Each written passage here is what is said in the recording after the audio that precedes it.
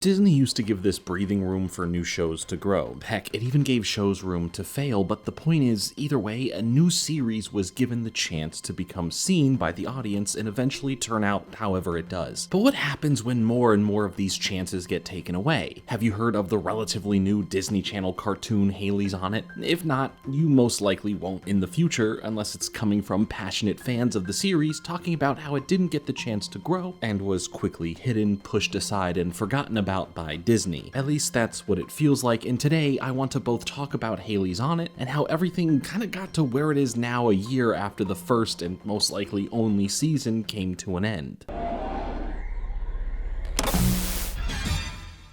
I don't really want this video to come off as just this shot at Disney being out of touch or not knowing what they're doing, or even that I'm trying to say that things were different back in my day. I'd rather this be taken for what it is, an actual look at what Disney is doing, what they are focusing on, and why we keep finding ourselves in the same repeating cycle of interesting new shows coming out, people ending up enjoying it, then the series getting canceled in 2 or less seasons before the series fully had a chance to bloom. We've really started seeing this throughout the 2010s, even in some of the recent series that I've covered in videos like The 70 or Pen Zero, but now in the 2020s, it feels way more aggressive in some cases. Hailey's on It joins the list of shows that ended up having a lot of promise and built up a passionate fan base, only for Disney to act like it never existed. In fact, Disney didn't even utter a word about the series technically ending, just letting everyone hear speculation that the series is dead, and the longer time goes on with this radio silence, the louder the true answer gets. Hailey's on It is unofficially canceled to the public, but behind the scenes, everything points to a clear picture that we won't be seeing a season 2. Let's first take a look at what Hailey's on It was all about and how it all came to be before we get to what exactly happened to it in the end. Coming from Nick Stanton and Devin Bunge, a pair who have been working together on essentially every project they've worked on, Hailey's on It would be their first animated series they would create, changing up the workflow behind the scenes when overseeing the creative decisions and more that go into developing an animated series. The premise was built off of an idea regarding a professor that comes from the future who arrives to a 14-year-old girl and proceeds to give her all this information about the future and what she is meant to become and is destined for, but only gets a limited time each time to say things but can never fully finish. This was a solid idea for the pair. They really loved how they could evolve and grow with these main characters for the series, and luckily, the series would be picked up and greenlit initially for 20 episodes, and before it would even premiere, the series was also greenlit for an additional 10 episodes, giving its season 1 30 episodes in total to play with. Majority of these would be segmented, so you can kind of double that nearly. But with everything going so good, why didn't the series continue getting the same attention and push from Disney it seemed it initially was? We're going to get into that and more in just a moment, but I have a task list of my own to go through, so what's next?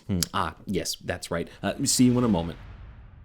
We'll be right back with Hailey's on It.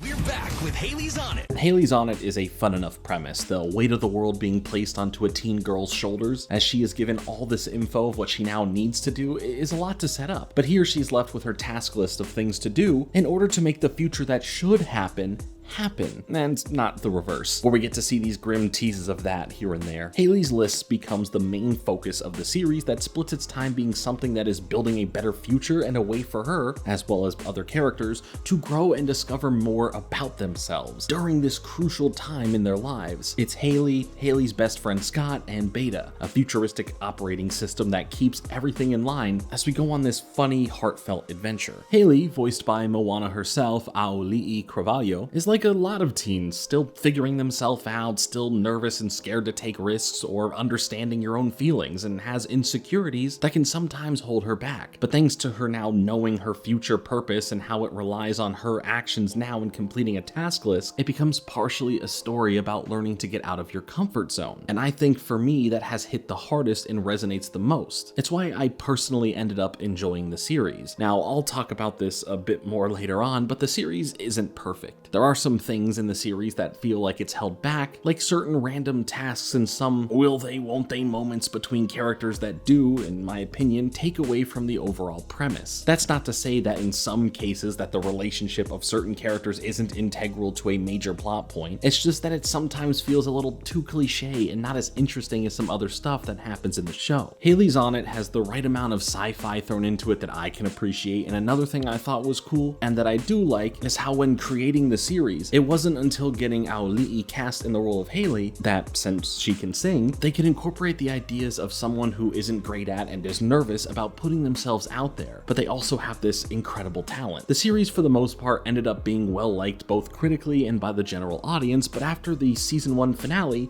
that was it. There was no confirmation of a season 2, no general statement about the future of the show, and a bunch of left-in-the-dark fans who probably ended up only disappointed in the series because the investment into the characters, the plot, and where everything gets left on all led to what feels like nothing now. So what's going on here? Well, Disney has turned into a franchise-first, fresh new ideas last type of company when it comes to all of the properties they own, whether they be these massive cinematic universes like with any Star Wars or Marvel stuff, or just returning to things that worked in the past like having these reboot continuations of series like Wizards Beyond, Waverly Place, and Phineas and Ferb. There is no long game when it comes to what Disney wants. It's not really just Disney either, it's all of the networks. It's just unfortunately what the landscape has turned into. Disney is just being name dropped like this because of the series I'm talking about, but also because they have some of the most egregious examples of what I am talking about in general today. I get why it makes sense for the business side of things, but we never got anywhere with any of the big series without a chance being given to them as they grow. While some series do get a chance to get 2, 3, 4, or even more seasons, those are usually in the extreme popularity cases. And even then, some of those shows still end up having to rush their ending or wrap up early because there won't be a renewal for more. Disney is interested in franchise content and streaming numbers. That's mainly it. Those are the only two factors driving which shows end up staying and which shows end up getting Thanos snapped from existence, only left for some doofus named Jordan Fringe to make a wait remember video on some odd years later. I can't stand looking at that thing. I can't. Vile. Look at how smug that thing is, too. Maybe it's all a simulation. What is my run? Who runs? Jordan Run. Fringe. What was the point of this cutaway? What is Fringe. Why is it so Wait a second, this isn't my beat. Wait, remember the wood blend? What am I talking about? Oh, I should go back inside and finish this video. Personal existential crisis aside, Disney just has a track record of pushing shows aside or completely bailing on them early on, where it feels more rare to see a show actually find some form of success on the network. Hailey's on It unfortunately didn't get the chance to find more success, as a year ago, nearly to the day, the final episode of the first season premiered and it would then become the final episode of the entire series. But how did that happen? Why did Hailey's on It get canceled? Well, it did, and it didn't. It's annoying, and it makes you want to question what even goes on behind the scenes at these networks, but let's get into it. Much like the show, let's look at this as a list of events. May 18th, 2024, the finale to Hailey's on It premiered, and after we get this massive build-up where certain story points are intersecting and teasing a larger and possibly more lore and story-driven season 2, that was it. There was no news, no updates, and basically it was completely radio silent on what the heck happened to the series. It was left up to the fans to do as much digging as possible to see if there was a definitive answer as to if Hailey's on It was canceled or not. It wouldn't be until later in 2024 where we would start to see the answer become more clear without ever hearing an official word from Disney or the creators of the show. We end up having a couple of things on this list though that would give us a true answer here. First,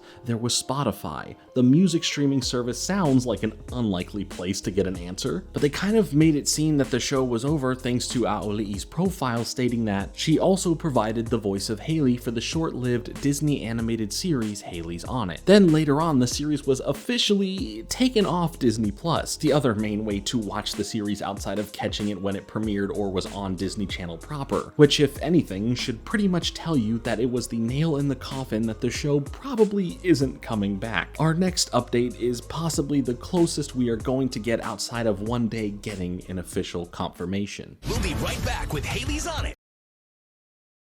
We're back with Hailey's on It. Matt Webb-Mitovich for TV Line's Inside Line was speaking on several shows and their fates in October of 2024, where after we see the question section saying, the Disney Channel show Hailey's on It was just removed from Disney+.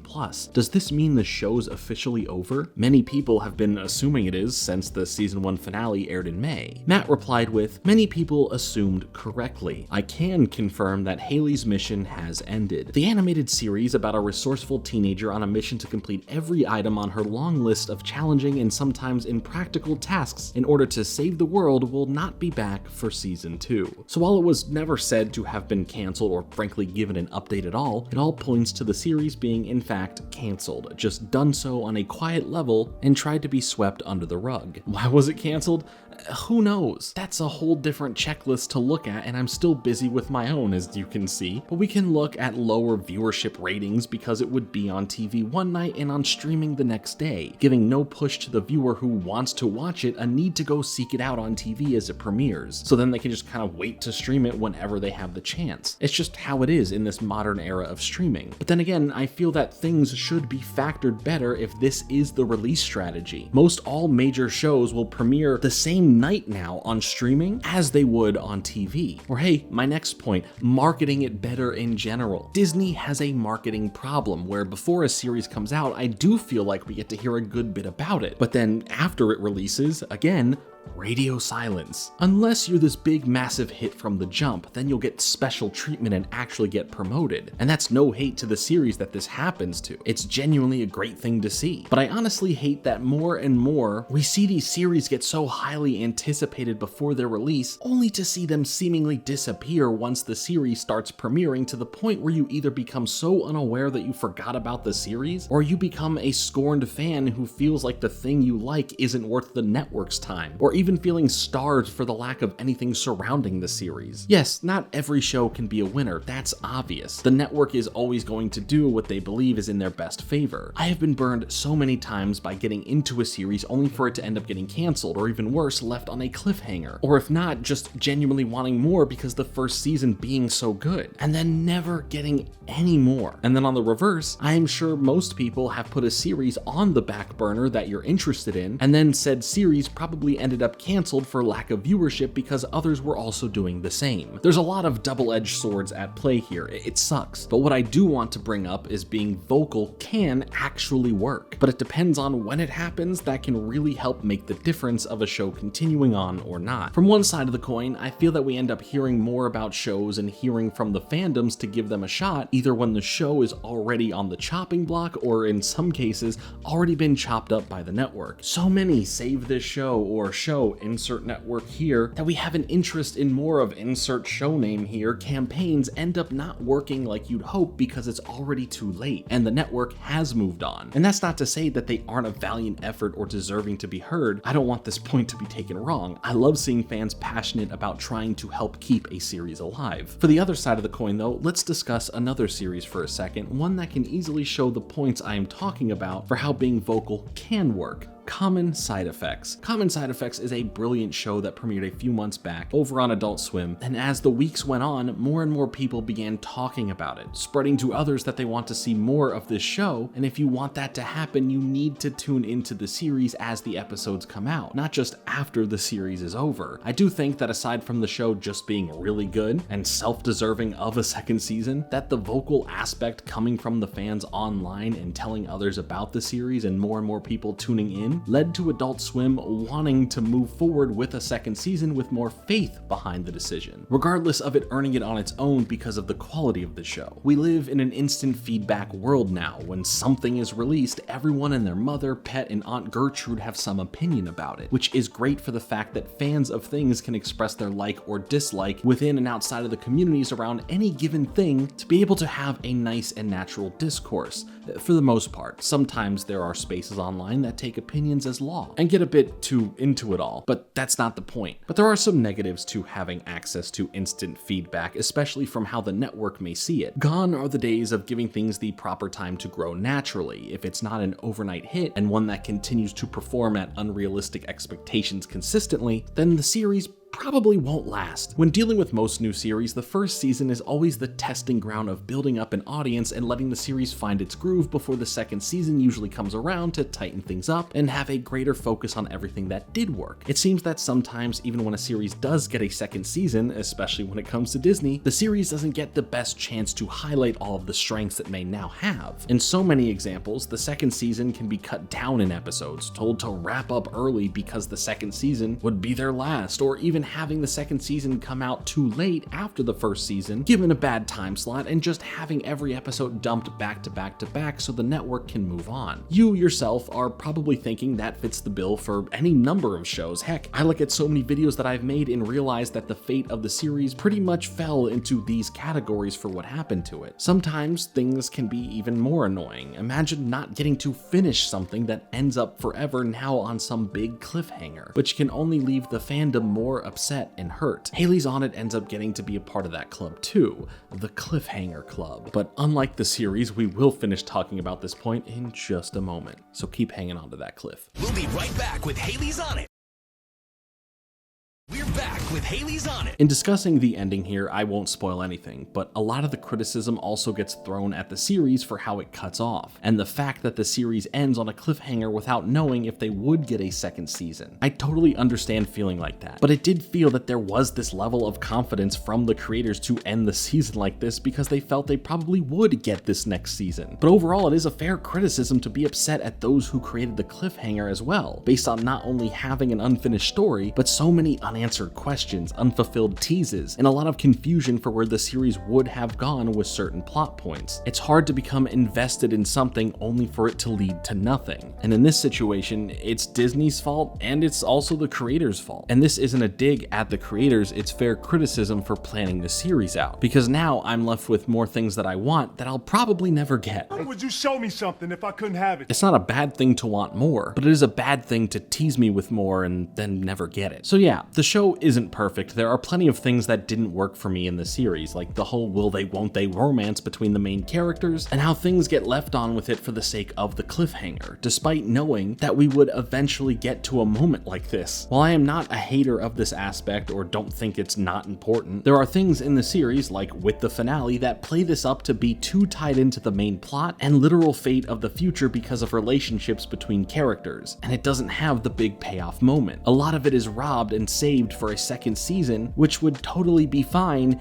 if there was at least a second season to watch at some point. As for the show in general, outside of my thoughts on how it wrapped up, there are some things that we focus on that don't feel like they are related to the overall plot, but are still part of the list of tasks, or at least feel like they wouldn't or shouldn't connect, and they would definitely be weaker moments for the series. But with all that being said, none of these criticisms mean that the show is bad. In fact, I enjoyed the majority of what the show had to offer. There are some great messages, some solid comedy and action, but for me, my favorite thing is the concept of getting out of your comfort zone and how little things can lead to bigger things. I think there's just some great wholesome nature to the whole thing that makes the viewing experience enjoyable, and I can understand how the diehard fans of the series are so distraught with how everything went down. Aside from some pretty formulaic setups and ideas, the series had a lot of charm and heart baked into it that really gets you feeling for Hailey and what she's going through and how she's navigating everything, both for the fate of the world and for her own well-being in this growing period of her life. There's a solid bit of relatability behind it all that gets cut down a bit because it plays in the partly episodic format with light story connections that seem like we are building up into something. I feel we see this a lot in similar shows. Pen Zero Part-Time Hero didn't get a chance to become more story-based until its second season, regardless of the fate of that show, but this series felt like it was going in that same direction. I genuinely feel that the second season would have been where Hailey's On It really got to take off, probably focusing more on a connecting story that expands the lore and tweaks a few things to find the exact footing it's looking for. Most series go through these growth spurts from season 1 to season 2, seriously. Go back and look at some of your favorite shows. Most likely that first season seems more all over the place than the rest of the series does. There was just so much potential for Hailey's On It to expand and become something that would grow in the right ways that the audience wanted to see, but unfortunately, we won't get to see that happen. I enjoyed the series for the most part. Again, it's not perfect, not every episode or idea works completely, but I like the characters, and I find the story elements interesting enough that I would have liked to see more of that explored if we had the chance. One thing that we can take away from the series is something that we could all benefit from,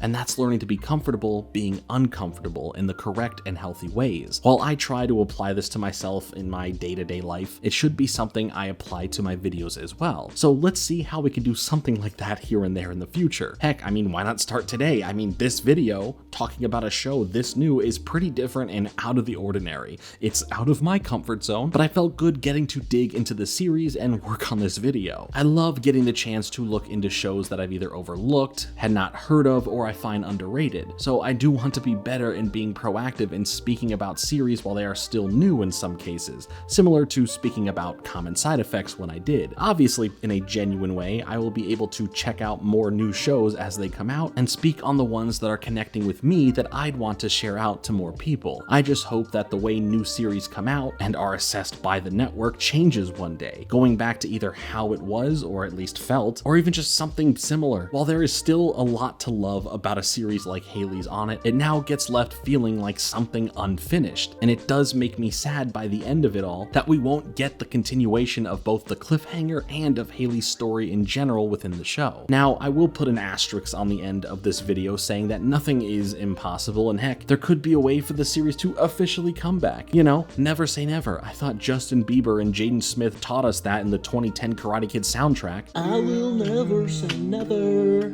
J. Smith and JB, I got you, little bro. I can handle them. Now he's bigger than me, taller than me, and he's older than me, and stronger than me. But yeah, anything could happen, and the show may not be dead in the water one day like it currently is now. Hailey's on It is a charming show with a lot to love, and it for sure was still worth watching through despite getting to the cliffhanger ending. I'd tell you to go watch it on Disney+, but you can't, because it's been removed. And I guess you need to seek other means of watching it. Just another way that shows how Disney, or these networks in general, can essentially just get rid of a show, hiding it as if it never happened. Whether it's for tax-related purposes or not, this is anti-preservation, and it always sucks to see. To end things off though, I'll leave you all with a quote from Nick and Devin responding to what is the ultimate takeaway from those watching the series, and that you can be the change that you want to see in the world. And I think it was also important for us just to build a world that was really a positive place. There's just so much turmoil in the world today.